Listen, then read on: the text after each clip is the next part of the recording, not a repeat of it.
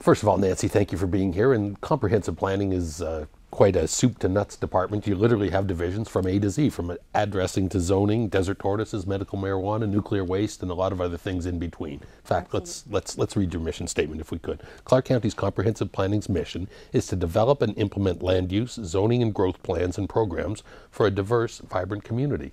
What doesn't your department do? Issue building permits? I don't know, but we do review building permits from a zoning standpoint. So we also have zoning plans checks. So that's another division that we have. The department is pretty much the beginning and the end of the development process. The beginning, of course, you have to get your land use entitlements. You have to, and even before you come in for land use entitlements, we look at future land use plans and we look at how we want the county to grow. So it starts with a vision, shall we say, and it gets down to the nuts and bolts of buildings on the ground. So we are start to finish.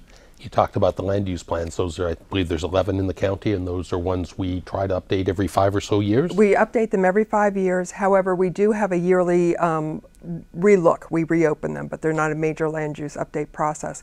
Right now, we're working on Enterprise and Spring Valley. Those are the two fastest growing areas of the county. The Enterprise land use plan has right now I think 320 requests for land use changes on various parcels. We started out with 199, and at the town board meeting it went up to 320, and we might even have more coming in. And Spring Valley's at about 70 requests. So we will have both of those heard in the month of September at the Planning Commission, and they'll go to the Board of County Commissioners for October. So we have a busy 2 months coming. When you see things like that, I think those are good indicators that the economy is bouncing up some ways in Clark County. Is that a bellwether of what you see in certain areas in your department, Nancy? Absolutely. The residential development has really been kicking in. We're having we had a run of non-conforming zone changes in Spring Valley and Enterprise at the end of last year, the beginning of this year, where home builders were coming in and they wanted to rezone property to residential where it had been planned for business development, research park, industrial type uses. A lot of that land was airport land, actually. So it went very well, but the staff and the Board of County Commissioners had a lot of discussions. So. I mean, it's certainly not 2003 again, but these are encouraging signs to see these types of things. And what other challenges or what other strains does it put on your department to deal with new communities and new home development? The department has to review all of the zone changes, all of the designs of the developments, and again, it's from start to finish. If the zoning's correct, they come in, they get their review through the Planning Commission or the Board of County Commissioners. They have to come in and be mapped. Although the mapping team is in Public Works, it is a function of the development code. So we have to deal with the mapping of all of the lots, as well as the building of the houses. Our zoning plans check reviews every house that comes in. So it puts a strain because everything's busy. And then on the other side, as we all know, commercial is necessary to sustain residential. We're getting a lot of commercial development coming in. We're getting the redevelopment of the Echelon, for instance, Resort World. We have to relook at that. We have the Wet and Wild site that was just approved for a non-gaming hotel and an arena, the Jackie Robinson project. We have MGM wants to do the Rock in Rio, which is at the southwest corner of Sahara and Las Vegas Boulevard.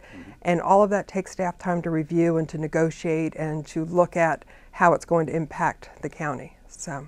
Wow, that's huge. Well, we're talking about the north end. The SLS Las Vegas just opened. What types of things, give us an idea of what types of things you did in helping those folks get that place open? They came in and this was a couple of years ago, but they came in for a total redesign. And with a gaming property, with a resort property, everything is as per plan. So of course they changed everything. They went from the old Sahara with a Arabian type theme to what they have now, which is a more modern, crisp, clean, and they had to come in for their zoning entitlements, and then they had to come in for their building permits and get get everything underway. So again, we were from start to finish. I have one staff member that knows everything on the Strip, and she Lebanese supervises all the staff that has to do all the reviews. Gotcha. Now, I'm sure something new and something very visible, and as I say, very new to Clark County is medical marijuana. How did you and your staff get up to speed on learning about that? Fortunately, we had almost a year from the time the legislation was enacted to the time that we had to really get going. So we did a lot of research, followed Jacqueline Holloway in her looking at everything, going to all the meetings. But we had to come up with a zoning ordinance that allowed the board to look at each of them individually on their merits. And it ended up being almost 200 applications. Now, 90 of those, I believe, were for dispensaries. The rest were for cultivation, production, and laboratories. We still have, in fact, at the next meeting, we will have all of the dispensaries that weren't approved. They were held date certain to next Wednesday, but they're not going to be heard as a public hearing. They're going to be, again, held no date certain because we're waiting to see what the state does with the 18 applicants for dispensaries that we sent. That's my next question then. So what now the state is doing their approvals, then it comes back to you, or what will be the next duties for you and your department? In our department, there may be no duties. If the state approves all 18 of the dispensaries, then it just will go to business license, and Jacqueline Holloway and her group will be reviewing it based on the requirements. She is going to be talking to the Board of County Commissioners at the first business meeting in September as to fees, what they would like to see, how they would want that ordinance drafted. So if everything comes back the way that it was approved, there will be nothing that our department will have to do. Short of if buildings are going to be built, we have to review that sort of thing. But in my 20 or so years here watching the County Commission, I've never seen anything quite like this green rush or gold rush or whatever this type was. And it must have been quite satisfying for you because the commissioners, members of the public, and applicants, even a number of losing applicants, got up and publicly stated that they were thrilled with the knowledge and the professionalism that your department and, as you say, business licenses department did in guiding them through this whole process. That must make you feel pretty good. It does. And we were very pleased with the way it went, how everyone behaved, shall we say. The presentations were short, concise. The citizens that came to spoke, they limited their comments. It really went well, and the board and Chairman Sisolak handled the time frame very well. It was a good process. So then let's take one jump ahead. In the coming months, assuming the state approves most of the dispensaries, the licenses that were given, what will your department do before they open? Any duties involved there? We'll just have to make sure that they comply with any requirements that were put on them by the Board of County Commissioners from a zoning standpoint. We tend to try to do zoning inspections at the end.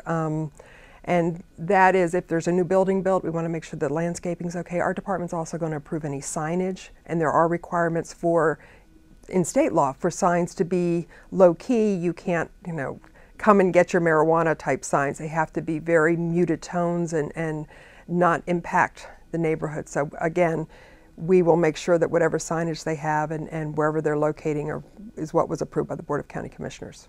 Clearly, customer service is very important to you and every single person in your department, I'm sure, and I know that was something that the board and county manager has tried to step up and improve Clark County's dealings with the public. How has your department done that, Nancy?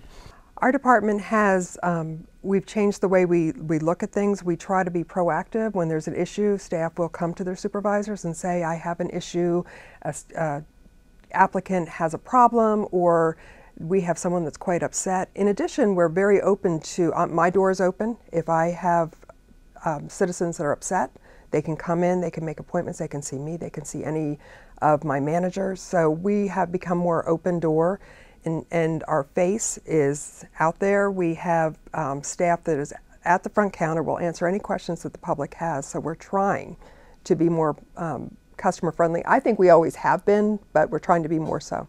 Is there anything else you want to tell us about comprehensive planning in Clark County?